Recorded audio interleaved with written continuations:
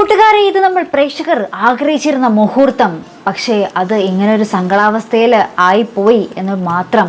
അതേ പ്രേക്ഷകർ, നമ്മുടെ വിലാസിനി അമ്മ ഒടുവിൽ വീണ് പോകുകയാണ്. നമ്മുടെ പ്രിയമോളെ കൊണ്ടുപോകുന്ന നേരം നമ്മുടെ വിലാസിനി അമ്മ അവിടെ തലകറങ്ങി വീഴുന്നുണ്ട്.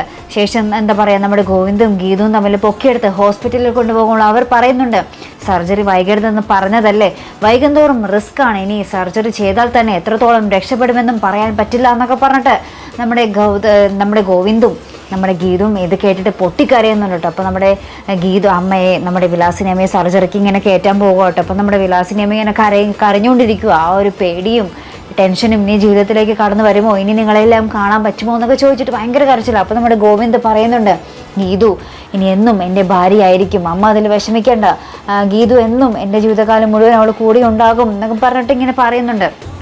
അമ്മ നമ്മുടെ ഗീതു ഇങ്ങനെ അന്തം വിട്ട് നിൽക്കുന്നു കേട്ടോ. കണ്ടിട്ടിന് ഇപ്പോഴെങ്കിലും പറഞ്ഞല്ലോ എന്ന് ഓർത്തിട്ട്. പക്ഷേ ആ ഒരു സങ്കടാവസ്ഥയിലായി പോയി ആ ഒരു പറച്ചിൽ. അതേ പ്രേക്ഷകരെ, ആ ഒരു ഗീതുവിന് അത് ഒട്ടും ആസ്വദിക്കാൻ കഴിയുന്നില്ല താനും. അങ്ങനത്തെ ഒരു അവസ്ഥയിലായിപ്പോയി നമ്മുടെ ഗോവിന്ദിൻ്റെ ആ ഒരു വെളിപ്പെടുത്തൽ. എന്തായാലും നമ്മുടെ ഗോവിന്ദ് പറഞ്ഞിട്ടുണ്ട് നമ്മുടെ ഗീതുവിനോടും ഗീതുവിൻ്റെ അമ്മയോടും അത് വെളിപ്പെടുത്തിയിരിക്കുകയാണ്. ഗീതു ഇനി എന്നേക്കും നമ്മുടെ ഗോവിന്ദിൻ്റെ പാതിയായിരിക്കും എന്നുള്ളൊരു കാര്യം.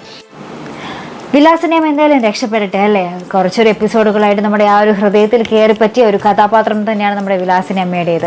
എന്തായാലും ഒന്നും പറ്റാതിരിക്കട്ടെ അല്ലേ പ്രേക്ഷകരെ. എന്തായാലും കാത്തിരുന്ന് കാണാം. അപ്പോൾ ഇതുപോലുള്ള പ്രൊമോ റിവ്യൂസിനും എപ്പിസോഡ് റിവ്യൂസിനും ഒക്കെ നിങ്ങൾ മറക്കാതെ ചാനൽ സബ്സ്ക്രൈബ് ചെയ്യുക. അടുത്തൊരു വീഡിയോയുമായി വരുന്നത് വരയ്ക്കും ഗുഡ് ബൈ.